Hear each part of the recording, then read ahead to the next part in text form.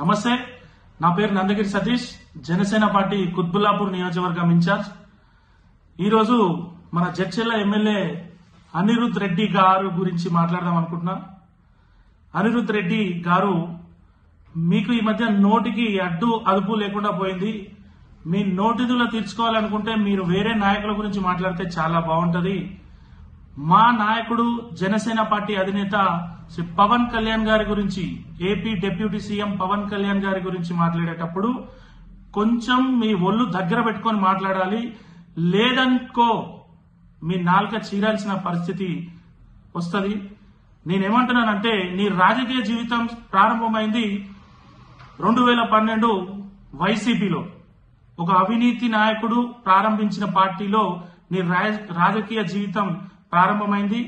ఇప్పుడు నువ్వు ఉన్నది కాంగ్రెస్ పార్టీలో. జడ్చెర్ల ప్రజల ఆశీర్వాదంతో నువ్వు ఎమ్మెల్యేగా గెలిచినావు, కాంగ్రెస్ పార్టీలో ఉన్నావు. ఆ విషయాన్ని నువ్వు మర్చిపోతున్నట్టున్నావు. ఇంకా అవినీతి, ఆ యొక్క వైసీపీ దయ్యం నీ మీద అట్లనే ఉండి ఇలాంటి నోటితుల మాటలు మాట్లాడిస్తున్నట్టుంది. మీ తల్లి గారు ఆంధ్ర అంటున్నావు, మీ భార్య గారు రాయలసీమ అంటున్నావు. మరి మీ తండ్రి గారి గురించి, తెలంగాణ గురించి ఎందుకు చెప్పలేకపోతున్నావు? మిస్టర్ అనిరుద్ రెడ్డి గారు, ఫ్లాప్ సినిమా అయినా సరే, తెలిసినా సరే 800 రూపాయలు పెట్టి టికెట్ తీసుకొని సినిమా చూసినామంటున్నారు. మరి ఎవరు చూడమన్నాను నిన్ను? జడ్చెర్ల ప్రజలు గెలిపించారు కదా, వాళ్ళకు ప్రజా సేవ చేయొచ్చు కదా.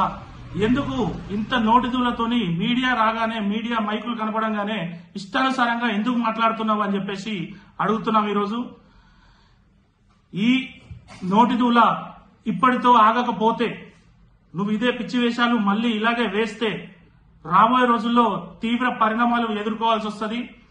నువ్వు ఎంత ఎగిరినా సరే కాంగ్రెస్ అధిష్టానం నిన్ను దేకదు. రాబోయే ఎలక్షన్స్ లో మళ్ళీ నువ్వు ఎమ్మెల్యే అయ్యే సీన్ అయితే నీకు లేదు. ఇప్పటికే 2 సంవత్సరాలు నువ్వు చేసింది కూడా ఏం లేదు జడ్చెర్ల ప్రజలకు. అదేవిధంగా ఒక్కటి మాత్రం గుర్తుపెట్టుకో, తన సంపాదనని 100 కోట్లు 1000 ప్రజలకు ఇస్తున్న మా నాయకుడు పవన్ కళ్యాణ్ గారు ఇక్కడ